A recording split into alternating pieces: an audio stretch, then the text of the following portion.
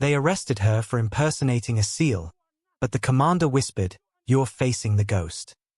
At first, it seemed like a harmless stunt, a bold joke no one would take seriously. Laughter echoed around her, mocking her daring. What if the story she thought was just a myth was real? The thought struck her like a blade. The commander stepped closer, his voice calm, cold, unstoppable. "One wrong move," he said, "and there's no turning back." Her courage faltered. Every second stretched like eternity. Every glance felt like a trap. Some dares aren't just games. Some legends don't forgive. And some ghosts wait for the moment you underestimate them. The desert sun pressed down on the military base with an almost punishing intensity, turning every metal surface hot enough to shimmer. Waves of heat rose from the ground like ghosts lifting from the sand, making the distant barracks bend and waver in the air. A fine layer of dust drifted lazily across the open yard, carried by a wind too weak to offer relief. It coated boots, windows, helmets, and even the air itself, giving the entire base a muted, sun-bleached look. Nothing moved quickly here, not the wind, not the shadows, not even the soldiers who pretended they weren't watching. Near a long stretch of chain-link fencing, the black girl stood almost perfectly still. Her new jacket, untouched by dust or wear, contrasted sharply with the harshness around her. The fabric gleamed faintly each time the sunlight shifted, turning her into a quiet focal point in an otherwise colorless landscape. She didn't speak. She didn't flinch. She simply breathed, taking in the surroundings with a calmness that felt out of place among the rigid routines of the base. There was a quiet kind of strength in her stillness, a strength the environment seemed instinctively aware of, even wary of. Behind her, a formation of soldiers marched across the yard, their synchronized footsteps thudding against the dry ground.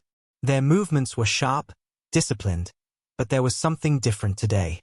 Their eyes darted toward her more often than their training allowed, curiosity breaking through their practiced neutrality. Some looked confused, others unsettled. None dared stare for long. Her presence didn't fit the rules they lived by, and the uncertainty disturbed them more than they wanted to admit. From the distance, a generator hummed with a low, constant vibration. A loose metal sign clanged rhythmically against a post each time the timid wind pushed it. The faint crackle of a radio cut in and out from somewhere behind the motor pool. Even the scattered sounds felt strained, as if muffled by an invisible pressure settling over the base. The atmosphere wasn't loud or chaotic. It was tight, coiled, waiting. Closer to the main building, officers moved with forced normalcy, their clipped commands carrying just far enough to sound rehearsed. Brief glances were exchanged, whispers traded in corners. The tension wasn't spoken aloud, but it hovered there, thick enough to touch. The black girl noticed every shift, the way a sentinel straightened when she passed, the way conversations paused for half a breath, the way silence stretched too long between sounds.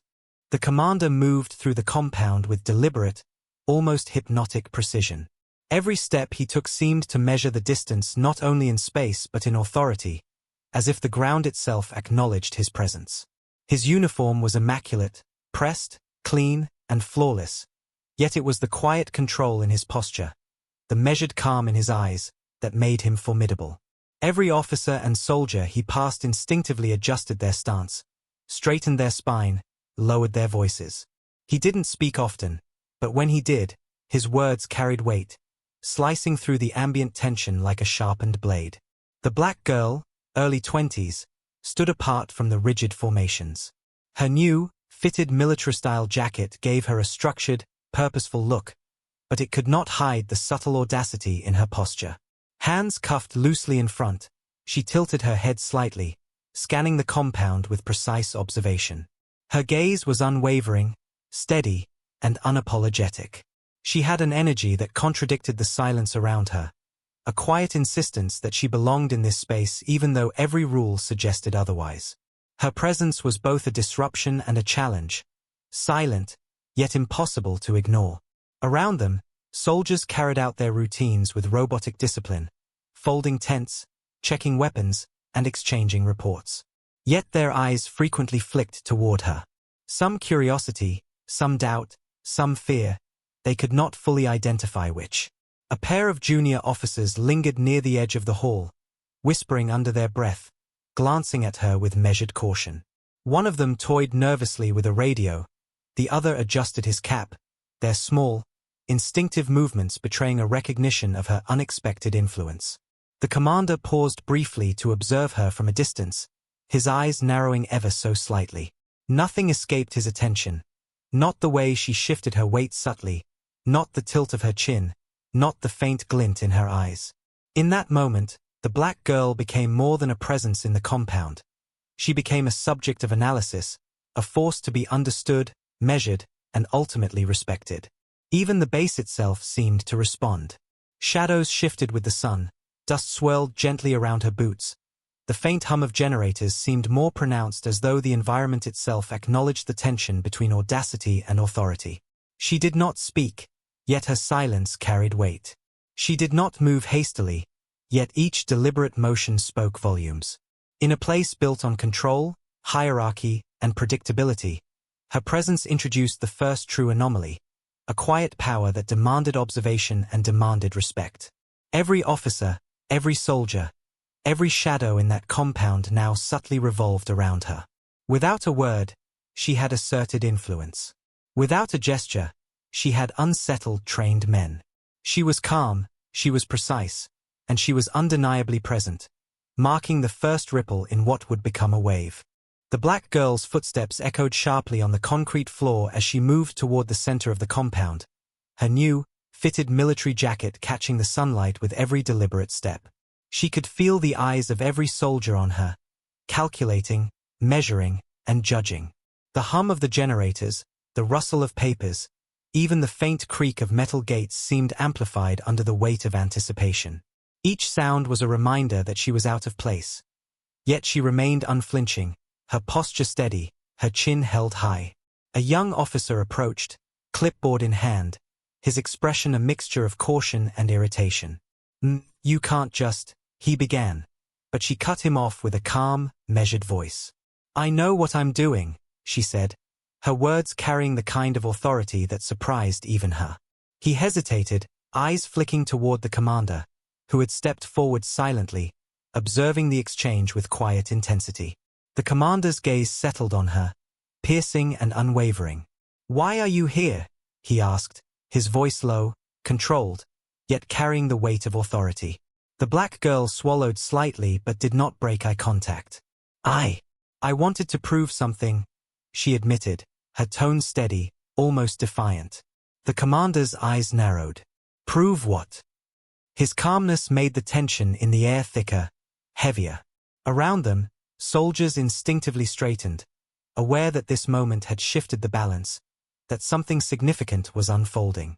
The officer with the clipboard stepped closer, his fingers tightening around the papers. This is highly irregular, he muttered, but even his words seemed powerless under the commander's watchful presence. The black girl's breathing was slow, deliberate. She felt the pulse of the base through the soles of her boots, the rhythm of discipline, expectation, and scrutiny. One wrong move, one careless word, and it would all come crashing down. What you call courage, the commander said quietly, isn't always bravery. Sometimes it's recklessness. And recklessness has consequences. The black girl met his gaze, understanding for the first time that her audacity was being weighed not against fear, but against experience, authority, and legacy. She realized the eyes upon her were not just watching. They were testing, judging, and calculating her every intention. Around them, the soldiers remained silent, some tense, some curious, all aware that the black girl had initiated a challenge she could not yet fully comprehend. Even the base seemed to hold its breath. Dust motes floated in the sunlight, catching the harsh rays and shimmering like tiny witnesses to the confrontation. The distant hum of a generator, the low creak of metal doors, the rhythmic thud of boots, all formed a tense symphony of anticipation. In that suspended moment, the black girl understood the first true danger of her presence. It was not the men, not the handcuffs, not even the command. It was the weight of being measured against something far greater than herself, something unseen, something legendary. The spark of conflict had ignited. Everything after this would test her, push her, and reveal whether her calm defiance could survive the scrutiny of the ghost she had dared to face. Inside the dimly lit briefing tent, the black girl sat at a long metal table, her new, crisp military jacket sitting neatly on her shoulders, the fabric catching faint streaks of sunlight that filtered through the canvas seams.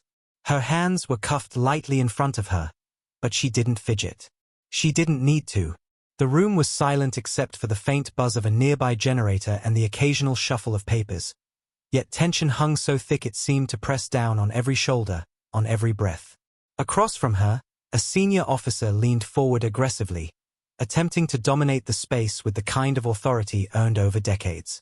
Veins stood out in his hands as he slammed a fist on the table, rattling the documents in front of him. "You don't understand the rules," he barked, his voice echoing off the canvas walls. The black girl lifted her chin slightly, her gaze unwavering. "I understand perfectly," she replied calmly, her tone measured but firm, each word deliberate. Her stillness unnerved him, the way she didn't flinch or shy away from the intensity he brought into the room. The other officers present shifted in their seats, exchanging quick, subtle glances. They were trained to assess threats, to measure obedience, to anticipate defiance, but nothing about her fit into any formula they had memorized. Even the shadows seemed to retreat from her presence, shrinking away from the confidence that radiated quietly but powerfully. Outside the tent, soldiers lingered uneasily, peeking through the flaps as whispers of speculation traveled down the line. Their eyes followed her every movement, catching the calm grace of her posture, the deliberate rhythm of her breathing. She wasn't reckless, she wasn't impulsive, she was precise. Every shift of her gaze, every small gesture, spoke volumes without a single exaggerated motion. The officer's attempt to assert control only amplified the disparity between them. With each passing second, the black girl subtly drew the authority toward her, like a current no one could resist. He slammed another hand on the table, this time knocking a pen across the surface. "Do you even realize what you're risking?" he demanded, his frustration beginning to show cracks. "Your place here is determined by the chain of command." She leaned forward slightly, her cuffs rattling softly, her calm gaze never leaving his face. "And yet," she said quietly, "the chain of command only works when respect is mutual. You can't enforce what isn't earned." The room went still, the words settling like stones into the consciousness of everyone present. The officers, the junior soldiers, even the unseen eyes beyond the tent. None could dismiss the quiet authority she exuded. The tension shifted subtly but unmistakably. The officer's rage became constrained, forced into the tight boundaries of etiquette and protocol. He tried to raise his voice again, but the weight of her composure restrained him. It was a battle of wills, but not the kind measured in shouts or force. Every minute gesture, every deliberate pause, every calm inhale and exhale carried meaning. The black girl's presence redefined the dynamics of power. She wasn't attempting to dominate with aggression. She simply existed with a certainty that commanded recognition. Around the table, whispers turned into uneasy silence. Papers remained untouched, pens still. Even the faint hum of electricity seemed subdued, as if the environment itself acknowledged the subtle shift in control. Soldiers outside the tent now stood straighter, unsure whether to intervene, impressed, or fear the quiet force they had underestimated. The officer's face hardened, but there was a tension in his jaw, a recognition that authority was no longer entirely his. Hours seemed to pass without notice. Conversations that had begun with measured intimidation dissolved into an atmosphere charged with reflective awareness. The black girl's measured words, her poised gestures, and the clarity of her gaze had done more than resist control. They had redefined the very boundaries of it. Authority, once absolute, now bent subtly to the undeniable weight of integrity and calm. By the time the flaps of the tent swayed lightly in the wind, the power dynamics had transformed. The officer, once the embodiment of unquestioned dominance, now sat restrained by the quiet conviction of a young woman in a new, pristine jacket. Around them, the soldiers recognized a new truth. Control could not be imposed by force alone, and true authority often whispered where aggression shouted.